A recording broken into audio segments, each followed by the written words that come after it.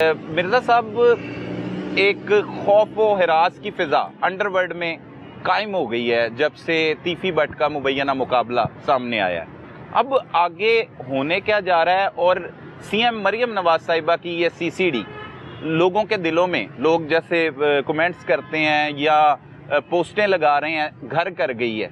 क्या इसमें हकीकत है? आपको दिखाई दे रहा है ये सब कुछ?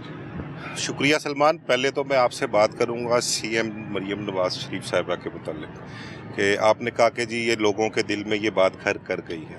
जो मेरी इतलात है, जो मेरा अपनी अक्ल फहम जो कहती है ना, उसके मुताबिक तीफ़ी बट का जो पुलिस मुकाबला हुआ है ना, उसके मुतल्लिक मरियम नवाज को इस चीज़ के मुतल्लिक ब्रीफ दिया गया है कि इस शख्स को अगर पुलिस मुकाबले में मार दिया जाएगा, इसका इनकाउंटर होता है, तो इसका पुलिस मुकाबला प्लस अब तक सीसीडी ने जितने लोग मारे हैं वो 500 हैं, 700 हैं, जितने आप उन दोनों को पर डे में रख लेंगे तो ये ज़्यादा वजन होगा इसका। सही, ऐसा ही कहा जा रहा है। एक ने देखा कि सोशल मीडिया के ऊपर जो एक फेम है, एक पजीराई है सीसीडी की पुलिस मुकाबलों के हवाले से, मरियम नवाज को सराहा रहे हैं इस हवाले से। तो इस चीज़ के मुतल्लिक इस तरह से मरियम नवाज को जो है ब्रीफ दिया गया है, मेंटली तौर पर प्रिपेयर किया गया है। फिर उसके बाद ही ये फैसला हुआ है कि इसको भी वहाँ से ला के पुलिस मुकाबले में मार दिया जाएगा। दूसरा, आपने बात की अंडरवर्ल्ड के हवाले से। अब तीफ़ी बट को जो बार बार कहते हैं कि जी अंडरवर्ल्ड, ये अंडरवर्ल्ड का डॉन था। देखें, अंडरवर्ल्ड का वो डॉन था तो फिर वो लोग कौन हैं जिनके लिए साल हर साल से ये काम कर रहे थे, जिनकी अपना ये कह लें कि पॉलिटिकल वर्कर्स थे, उनके पॉलिटिकल हब थे। आपको एक छोटी सी मिसाल बताता हूँ मैं कि लास्ट टाइम मियां नवाज शरीफ साहब जब पाकिस्तान वापस आते हैं, उनका इस्तकबाल, उनका मीनार पाकिस्तान में जलसा, उसके हवाले से तीफ़ी बट ने क्या किरदार अदा किया था। आज भी आप सोशल मीडिया उठा के देख लें, वहाँ पर बाकायदा वीडियोज़ मौजूद हैं, तीफ़ी बट के इंटरव्यूज़ मौजूद हैं। लाहौर शहर की ताजर बरादरी उसके एक टेलीफोन कॉल पर इकट्ठी होती है। बिल्कुल ठीक है। जिस जगह तीफ़ी बट का जनाजा होता है, उसी पंडाल में, उसी ग्राउंड में, वो कोई मेरे ख्याल 24-25 कनाल जगह रकबा है, वो वहाँ पर आप मौजूद थे। वहाँ पर उसको नवाज शरीफ के आने पर वहाँ सजाया गया, वहाँ पर जलसा किया गया। वहाँ ना सिर्फ ताजरों को बल्कि हज़ारों की तादाद में लोगों को इकट्ठा किया गया। वहाँ पर लंगर शुरू किया गया, लोगों को खाना खिलाया, फ्लैक्सें लगी, नवाज शरीफ की फ्लैक्सें भी वहाँ पर लगी हुई हैं, तीफ़ी बट की और जितने इनके लीडर्स हैं उनकी सबकी फ्लैक्सें वहाँ पर चौधरी की भी कैंपेन करते रहे, वायरल भी हुई। वहाँ पर ये सारी तैयारी होती रही, वहाँ से लोगों को जलसे में भिजवाया जाता रहा। ठीक है। अब वो किसका था? नून लीग के साथ वाले थे। तो आया कि उन लोगों का क्या किरदार है इस मामले में कि आप तीफ़ी बट को अंडरवर्ल्ड का डॉन तो कह रहे हैं, तो आज से 3 साल 4 साल पहले जब नवाज शरीफ साहब आते हैं तो तब वो अंडरवर्ल्ड का डॉन नहीं था क्या? उस वक्त तक उसके खाते में जो थे वो माजी में किए गए कत्ल नहीं थे, उसके खिलाफ मुकदमा दर्ज नहीं हुए? तो फिर क्या ऐसा हुआ कि ये सब कुछ सिनेरियो तब्दील हो गया? मैंने आपको बताया ना कि इसमें अभी थोड़ा सा वक्त गुजर लेने दें आप। इस पुलिस मुकाबले के पीछे जो जो खौफनाक एलिमेंट शामिल हैं, जो जो वाक़यात हैं, वो सारे आहिस्ता आहिस्ता करके खुल के सामने आएंगे। ठीक है। अभी तो एक खौफ की फ़िज़ा है ना, ताज़ा वाक़या है। दूसरा, आप गोगी बट को ले लें, गोगी बट की पुरसरार गुमशुदगी कह लें उसको, अभी तक मुहिम्मा है। गोगी बट का अभी तक ये क्लियर नहीं हो रहा कि वो पुलिस के पास है या खुद से अंडरग्राउंड है वो। अब वो गोगी बट की जान जो है वो भी ख़तरे में है। उसके मुतल्लिक जब से तीफ़ी बट का मुकाबला हुआ है, स्टिल अभी तक यही कैफियत है, यही कशमकश है कि शायद किसी रात उसकी भी इतला आ जाए कि उसको भी साथी छुड़ाने आ गए हैं। सही है। ठीक है।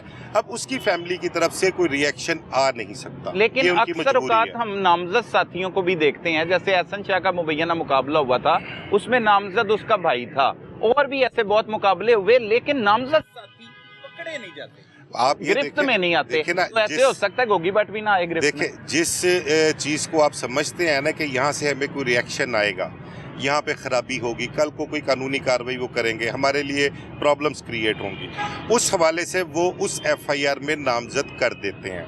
अब तीफ़ी बट के मामले में एफआईआर तो पहले नामालूम दर्ज हुई थी, अपना जिस फरार करा के लेके गए उसकी एफआईआर नामालूम, उसके बाद जो दूसरी एफआईआर वो भी नामालूम। ठीक है। उसके मुकाबले के 8-10 घंटे बाद गोगी बट को क्यों नामजद किया जाता है? हाँ, लेकिन उसमें एक लाइन लिख दी जाती है कि सामने आने पर हम पहचान सकते हैं। हाँ, तो ये तो खैर उनकी कहानी जो अपना साल से चली आ रही है, ये एक कहानी है उसकी एफआईआर की। ठीक है, वो सिर्फ आप वाली बात कि सिर्फ उसमें नाम फिट कर दिए जाते हैं, बाकी स्क्रिप्ट सारा जो है वो ही है सारा। तो इसमें ये भी तो है उम्मीद के गोगी भट्ट बच निकलें और ऐसे ही वो प्रेशर खौफ की फिजा रहे जैसे वो 1.5 साल पहले मफरूर रहे हैं, अब भी रह सकते हैं। देखें, इसमें मैं आपको एक बात बताऊं कि अब से 8-9 माह पहले जो एक सुलह का सिलसिला चला था और कैसर भट्ट की सुलह भी होते हुए देखी आपने देखा कि उस दौरान गवर्नमेंट हुकूमती शख्सियात जो थी वो बहुत सीरियस थे इसके मुतल्लिक। उसमें आप बिलाल यासीन को ले लें, सुहेल शौकत भट्ट को ले लें, राना मशहूद को ले लें, फिर बाबर लखोडेरिया की जो फैमिली थी, शफकत बगा वगैरह, इसरार भट्ट, कैसर भट्ट, ये सब सीरियस थे उस मामले में। बिल्कुल ऐसे ही। वजह पुलिस अफसरान भी सीरियस थे।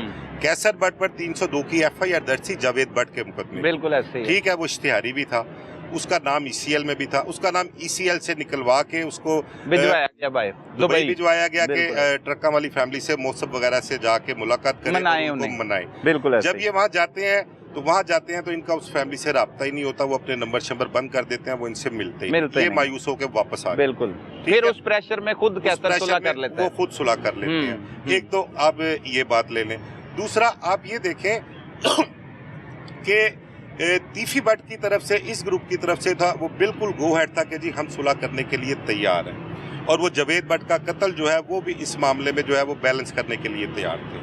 अब जबकि तीफी भट्ट की पुलिस मुकाबले में हलाकत होती है, अब एक ये आम तासुर भी है, और ये हर शहरी, हर डेरेदार कह लें, हर ताजर कह लें, या इस दोनों ख़ानदानों से जो जुड़े हुए लोग हैं ना, उनकी आपस में जो डिस्कशन चल रही है, जो वो गुफ्तगू करते हैं, वो ये चल रही है कि जी तीफी भट्ट की हलाकत के बाद अब दोनों ख़ानदानों का जो जानी नुकसान है ना वो बैलेंस हो गया। उधर से टीपू ट्रक्का वाला, अमीर बलाज, इधर से जावेद भट्ट और तीफी भट्ट।